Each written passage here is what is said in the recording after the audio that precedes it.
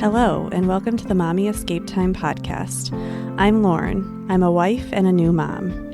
I came up with the idea of this podcast after struggling to find mommy groups around me when my son was born. I wanted a community of mothers I heard so many of my friends talk about when they had their children. This podcast is to help mothers like me that want a community of mothers to connect with when they have their free time. Together with my usual guest, Taryn, and other mothers, we will share our experiences, not our advice, through motherhood, and hopefully get some tips from you, the listeners. So come join us on the Mommy Escape Time podcast. Hello, and welcome to the Mommy Escape Time podcast. So today I'm here with Taryn. Hi. And we are going to talk all about daycare today. Oh.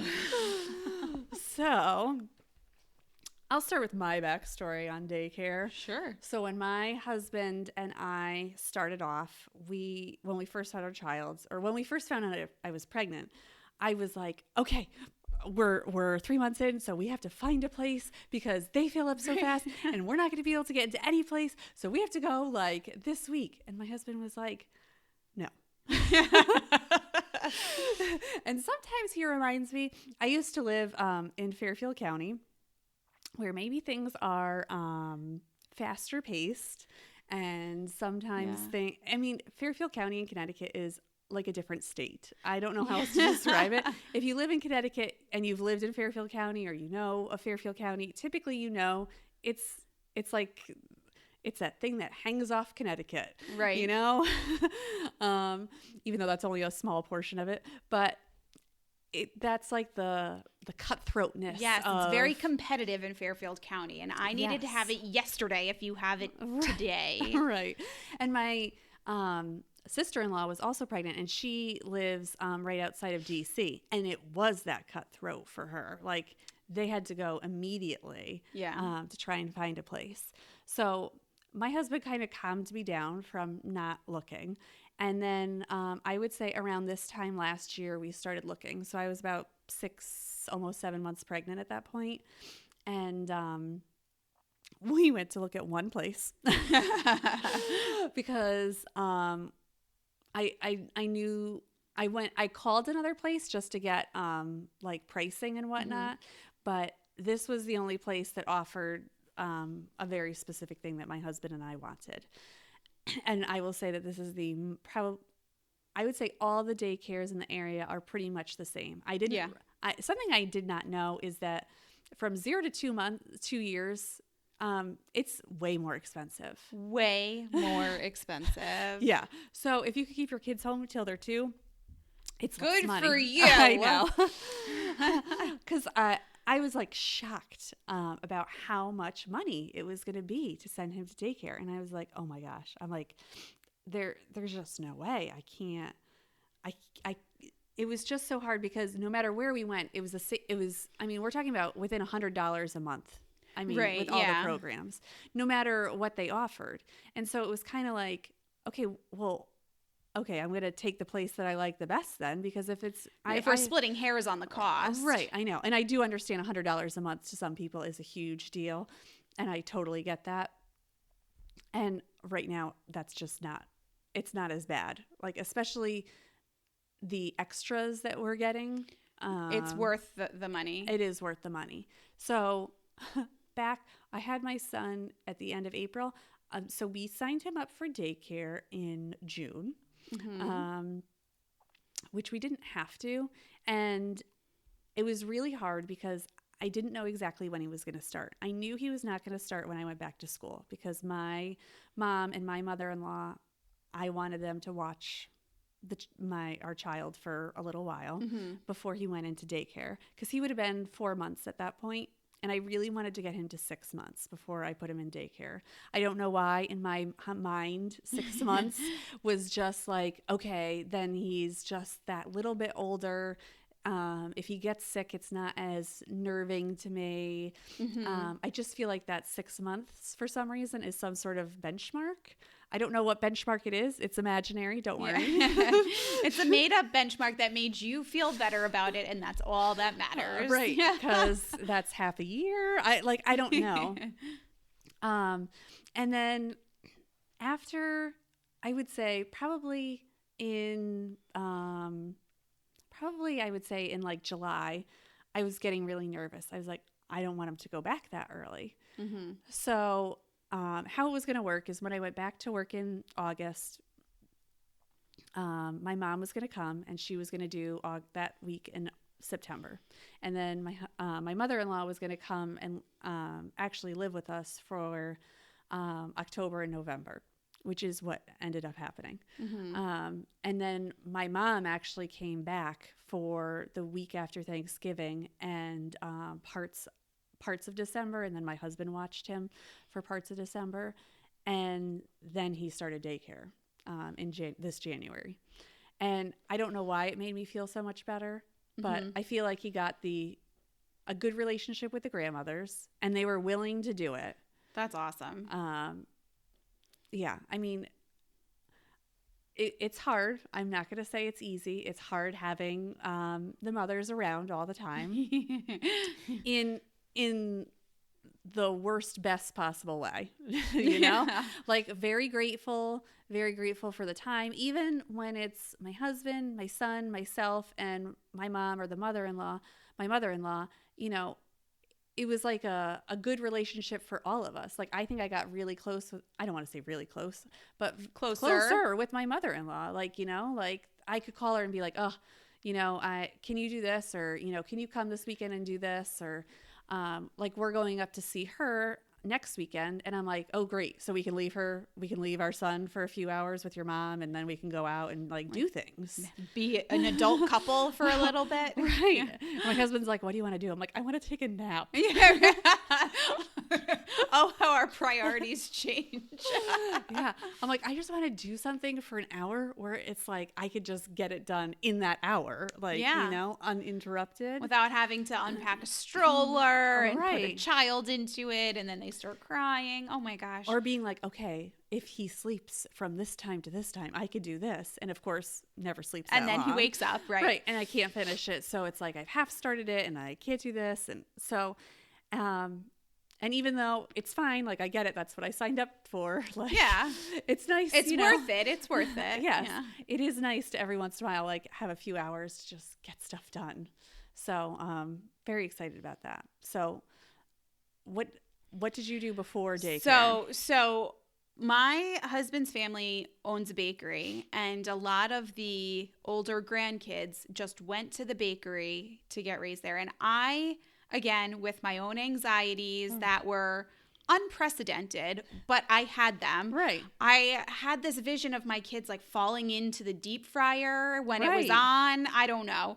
But there's a lot of things that you know, you can't get your kid, like, you can't keep your kids, you struggle at least at your home, you know, to keep your kids out of things. Let alone when there's like a 50-pound flour bag that they only used half of. Like, I don't know. I had visions of my kids like suffocating in flour. Right. Because I always jumped to the worst case scenario. Of course, that's what we do.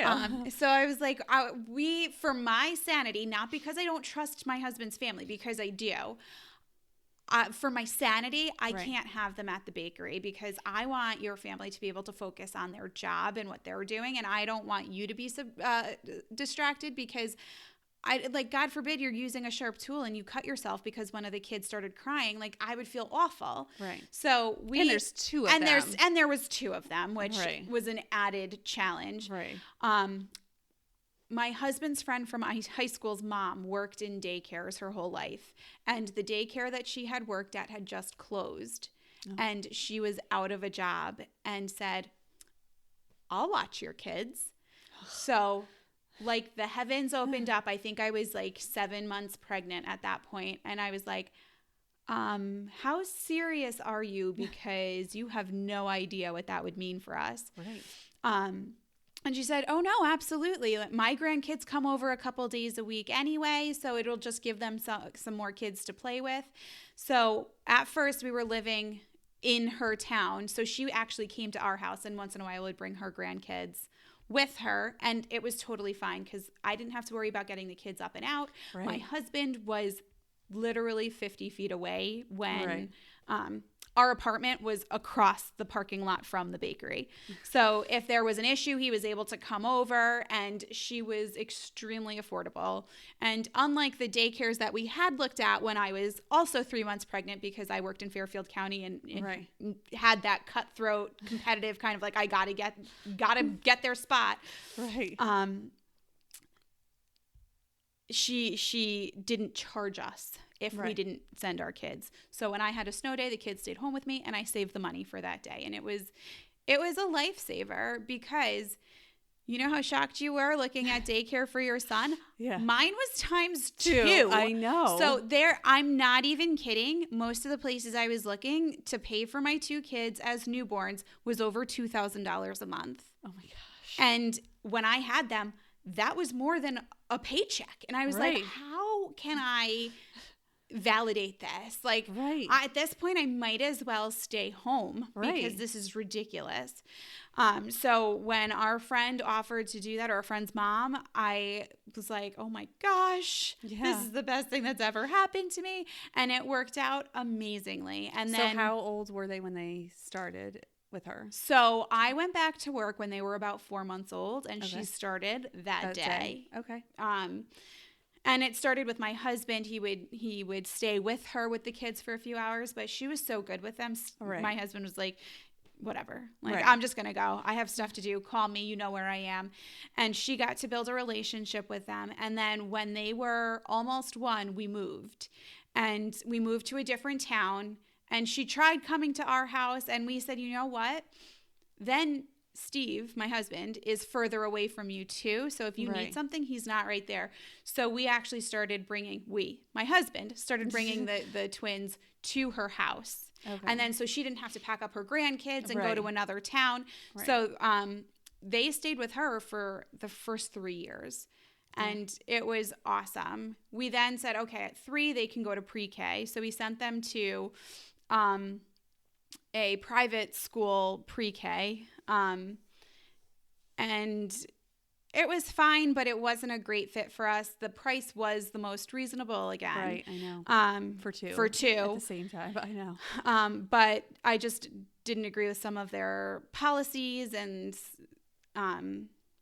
they required kids at 3 years old to be potty trained, and developmentally for boys, that's typically not when it happens. So I was sending my son in pull-ups, and they told me I wasn't allowed to. And he then had an accident, and they didn't tell us until we picked him up. And I walked in and I was like, it smells like someone pooped. And they were like, oh, by the way, it's your son. And I was like, I'm sorry, when did this happen? They were like, oh, maybe an hour ago. I was like, my husband is right down the road. Had you called him, he would have picked my child up and probably taken his sister home, because it was only an hour. Right. But you had him sitting in, because they also wouldn't clean it up. Oh my gosh. So he sat in it for an hour? I was livid. I was so mad. So we ended that year, and I said, we're never going back. And so then the search for like an actual daycare was on. Yeah. And we looked around town, and just like you, the prices were all comparable, and the one that just felt best for us. They seemed like the most nurturing, while also giving our kids somewhat of an education for 4-year-olds. Like, I wasn't looking for a ton of education at that point, because like, kids need to play. Like, get my kids to play. If they know how to spell their name before they go to kindergarten, I don't care. Right. But if they're playing, so for 2 years they went to a daycare in town, and it was more expensive, but it wasn't over $2,000, because at that point they were 3.5. Right. So it was more manageable. We knew it was only a year or 2. Right. And they loved it. And what I loved, now I think I've said this before. If not, I will say it now, and we'll say it again. I don't have the genetic makeup to be a stay-at-home mom, which I thought I would have. I love working with kids. I love my job. I was a camp counselor when I was growing up. I was a babysitter. I thought like being pregnant was going to be amazing, and having kids was going to be the best thing possible. And what I learned was that I'm really amazing when I have support and when I have help. So because it was a typical daycare, and I had to pay for the full month whether my kids were going or not. So if we had a week off, I was still paying for that week. So not only were we able to, now we didn't, but we could have dropped them off at 6 a.m. and picked them up at 6 p.m. What I found myself doing was dropping them. My husband would drop them off on his way to work probably around 7:30, 8 o'clock. Right. And if I needed to go food shopping, I would go food shopping and then pick them up. And not only did food shopping take a fraction of the time, it was cheaper because I wasn't like, yeah, fine, just put it in the cart because I don't want to have this argument with an irrational 4-year-old right now. And it was so nice. So even on weeks when we had off, I would send them for a half day just because I knew that the people that were there who were trained to work with kids and knew what was in their best interest would do more for them than what I could do for them in a full day, because they weren't learning high school math. Right. So like, yeah, I mean, I obviously would have taken care of my kids, but I ran out of ideas quick. Right. Like by the time they were 3 months old, I had no more ideas. So the fact that like they even had other activity options for my kids and a playground that was shared a fence with a horse farm, so like they could pet the horses, and they it's just stuff I would not have been able to do with twins. Right. So it actually gave me some time to take care of myself, which I lose so frequently. Right. And then fortunately that last year that they were at this daycare, our district passed full day kindergarten, and I was able to give up the daycare payments, and it was glorious. So yeah, let's talk about that. Because like everyone always talks about like, oh, and then we have all this money. But then I feel like all you do is put them in all these other activities. Like there's just, your money's just spent differently. Like maybe it's not so regimented, like, oh, we have to spend this amount this month. Right. It wasn't all at once. Like, and everyone would say like, oh, you just find different places to allocate your money. And that's exactly what happened. I don't feel like we came into this abundance of money. I'm sure the first couple of months, though, it felt like that. Yeah. Because I was like, oh, this credit card's really easy to pay. But the expenses just changed and became different. And they're more spread out. So instead of me having to pay by the first of the month this double childcare, my daughter's activity is on a 7-week cycle. My son's activity is on a 12-week cycle. And it's $200 here and $100 there. So it's still the same amount of money. Right. It just is easier to swallow. Right. And that's, so I'm having a much harder time adjusting to daycare life. So before, like, I make all of my son's food and everything like that. And now I understand why people don't make their own food. now that I have to bring my son to daycare. And it's so funny because you sign up for daycare and you sign this really big contract. And I mean, my sister-in-law is a lawyer, and she has taught me, you read everything you sign your name to. You have to make sure. Yeah. And I do. And let me tell you, I read that thing. I could ask me a policy there. I know it. Okay. I know every single policy there. And one of the biggest things was I've always used glass bottles. Right. Okay. Yeah. And we went for a visit, and they were like, oh yeah, you can't use glass bottles. And I was like, what? I was like, sorry. I only use that. And I was like, so I can have a glass baby jar, but I can't have a glass bottle? I was like, what's the difference? Just explain it to me. I'm like, I get the safety. Like, I understand, like, if the glass shattered for some reason and it hurt another child, I would feel absolutely horrible. But that's not what I was asking for. I was asking for, I have these silicone sleeves, and I actually have an extra sleeve. Like, it's a silicone sleeve that's on the glass bottle. So the only part you could see is like the markings for how much is in the bottle. Yeah. Right? So that's the only part you can see.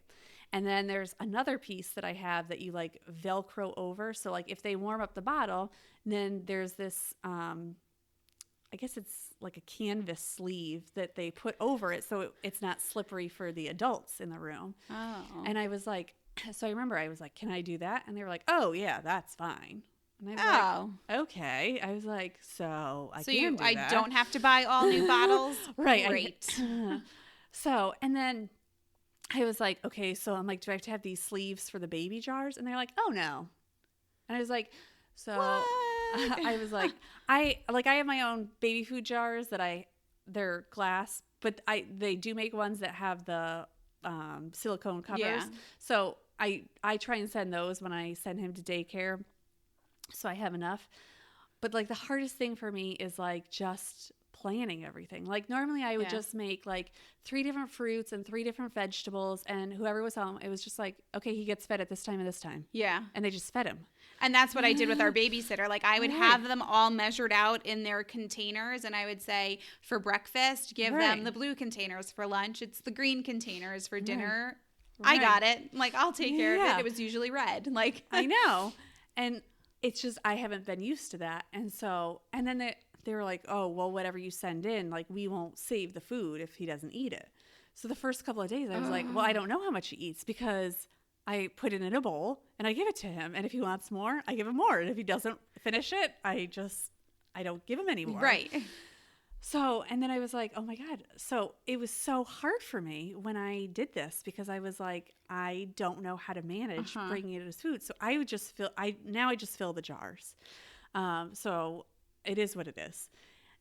But then I'm like, oh, well, do I have to have a variety of foods every time? Like, how much variety do I need? Do I need to have, this, a different fruit every day and a different vegetable? Who's judging me for what I'm packing my child to eat? I know. And I know it's a thing that's just for me. But of course, the first week, I had 2 different fruits and 2 different vegetables that I rotated in the 2 different days. That's for the days. Awesome. And I was like, the other problem that I'm having is that so I can't introduce new foods.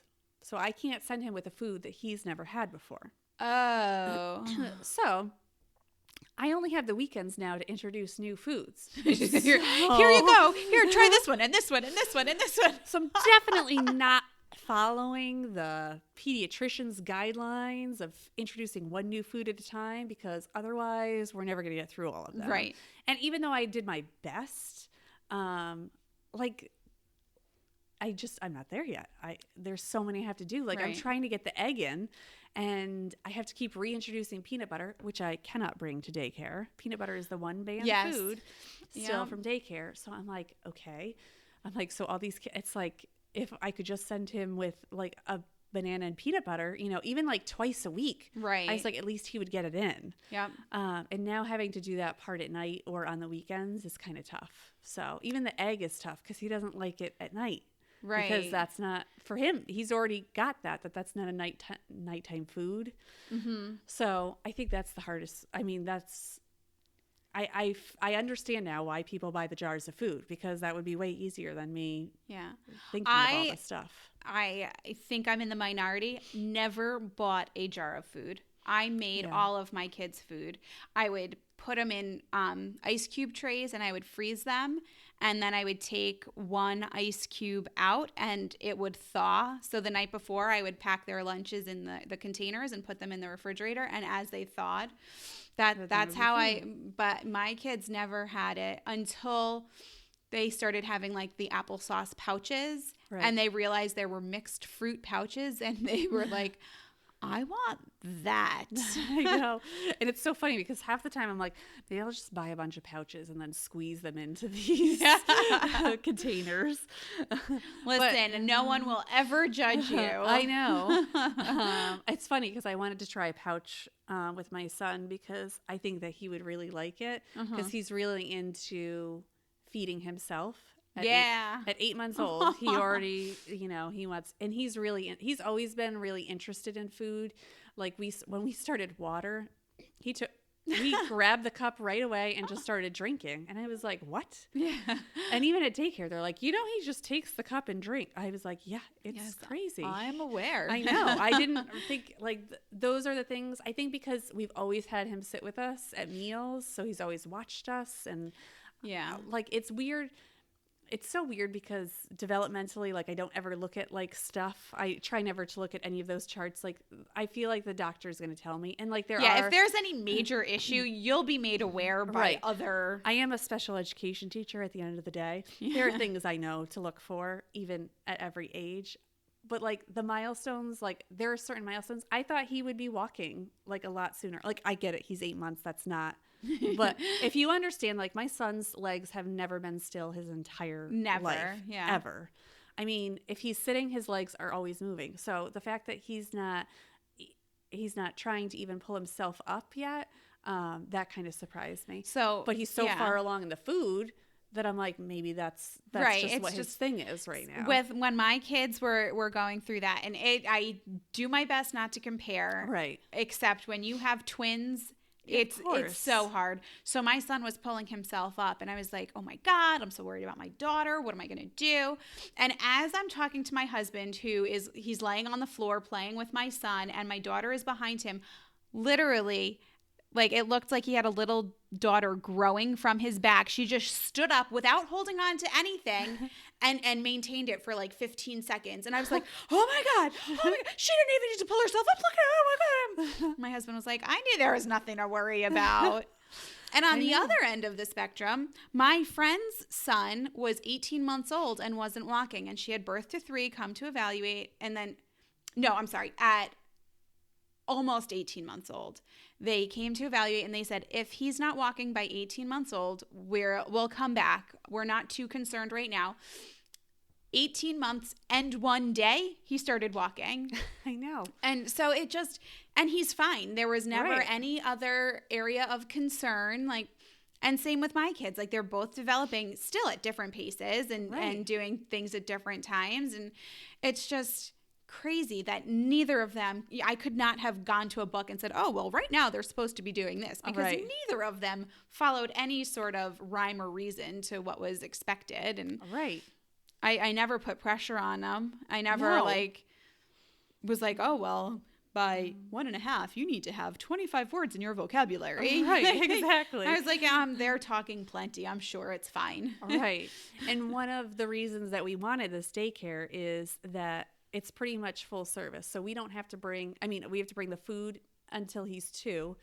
And then once he turns 2, we don't have to bring any food. They provide all the food. Oh, that's amazing. So, yeah. And I was like, I'm like, that's that $100 difference. I was going to say, I would pay way more than $100 a month for them to provide my child meals. Right. And right now they provide the diapers and wipes. So we don't have to provide that. So like those costs were kind of offset. So we were like, okay. I'm like, if we don't have to worry about that. I mean, my son's been in daycare only like a little over a week, 2 weeks. And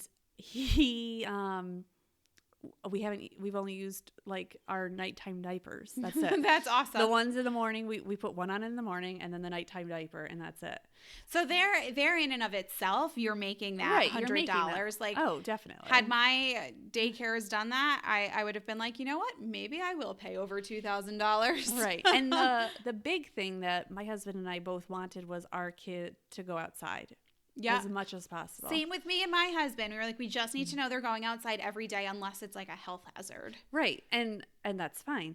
And this program has a special playground for each, like it's 0 to 6 months, 6 months to 12 months, 12 months to 18 months. And it's like right outside the classroom.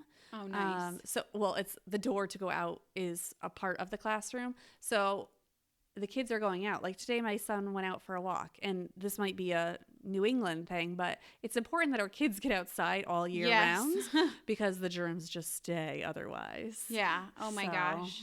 Yeah. And then they fester. Exactly. So that was our big reason. If he's going to stay there until he goes to kindergarten, I don't know. Yeah. But for right now, I mean, that's where he's going. And when he turns 2, the cost, it's like $500 less a month. Yep. And I think about that, and I was like, so we'll have $500 then. So yeah. I remember going like, so Steve, we can send our kids to daycare and live in this apartment for the rest of our lives, or we can make a mortgage payment. Which one should we do? Right. It's tough. So I mean, it's still hard for me to like pack everything up and bring it every day and pick him up. And he hasn't gotten to the part where he's crying yet when I leave, but we're getting there. We're getting very close. So my kids never cried. I don't know if it was because of the way we transitioned, where they didn't leave the house at first and then they went to the babysitter's house. But my kids, maybe they're like, yeah, she's not meant to be a stay-at-home mom. Sorry. See you later, Mom. Have fun. Yeah. I mean, I think everyone's different. So, yeah. I mean, I'm waiting to see. I mean, I'm glad he's there because I like the social aspect that he gets of it. I just wish sometimes that I could work part-time so I could just send him some days and hold on to him some days. But yeah, or even send him for a half day, 5 days a week, and keep him for the other half day. Well, and they'll still get the social piece. Right. The other thing, like you were talking about, the best part about this daycare is I can pull him out in the summer. So I don't have to pay for the summer. I do have to pay, like if we have a week off and he's there that month, that we have to pay for it. But I can pull him out in the summer. So a lot of places don't do that. Yeah. And I didn't. I sent my kids through the summer. They did like day camp type stuff over the summer. So it wasn't as like strict and school like. But I was like, that's great. Go ahead. Bye. I'm going to do my stuff. And I did. I got manicures and I went for massage therapy. And it's things that moms a lot of times forget to do. And it comes and goes now that my kids are older. Sometimes I'm like, oh yeah, self-care is really important. And other times I'm like, I don't have time for self-care because I have to take them to swimming and Cub Scouts and Girl Scouts and blah, blah, blah, blah. But that's good. But yeah, that's what I did with that summer. I was like, I'm paying. You will have my children. Right. See you later. Definitely. If I had to pay, you're taking my kids. But we wanted to find a place because if I need time in the summer, like my mom or my mother-in-law will come and just watch him. Yeah. But I still feel gypped of my maternity leave. So I still need that time. You need that time back. That was kind of a not cool way to end maternity leave. No. So, all right. So that'll wrap up our episode on daycare. If you guys have any comments for us, you could check us out on Facebook, Instagram, or Twitter. You could also go over to mommyescapetime.com. If there's any information you want to see there, you can listen to the podcast there, or you can go to iTunes or Google, Stitcher, I don't know, wherever else you guys listen and listen along. So it was great to have you here today, Taryn. Have a great day, everyone. Bye. Bye.